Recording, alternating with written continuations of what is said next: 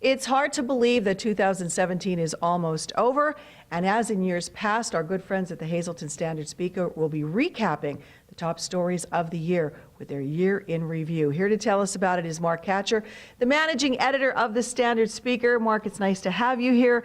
Merry Christmas to everyone at the paper. I'm sure they're very busy, like Santa's elves down there getting ready for this. Sure. Merry Christmas to you and to everyone else.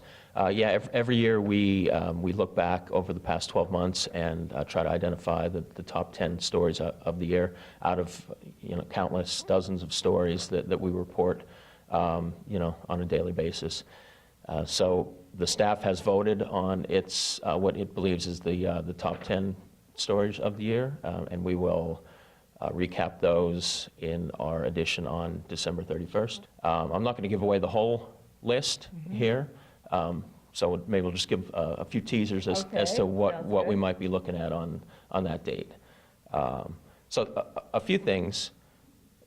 Politics was again important. There was a municipal election this year, and we had incumbents who were ousted from Hazleton City Council. And there was also change on the Hazleton Area School Board. Those are our two biggest beats in terms of news coverage. So we always focus heavily on those. And also along political lines, of course, we had the first year of a new president and a local man, our representative in Congress, who is closely tied to the president in Lou Barletta. So there were some developments as the year went on as it relates to the relationship between the congressman in the 11th Congressional District and the President of the United States. So we'll be looking at that as well. Some other things, as I mentioned before, the City of Hazleton, obviously our main focus. And during this past year, the financial difficulties of the city continued. And there was a proposal to enter into Act 47, which is a designation from the state that the city is financially distressed.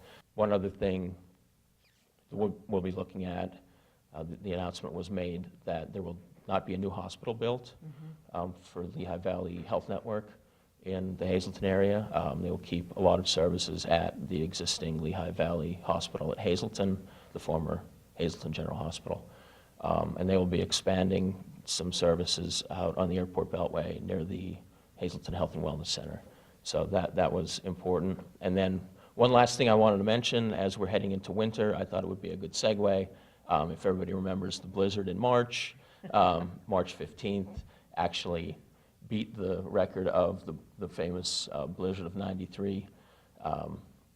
So that was something that certainly was memorable about 2017. And like I said, we have December and the rest of the winter coming up, so it could be a look ahead also to what's going to happen in 2018. Hopefully we don't have any more blizzards like that.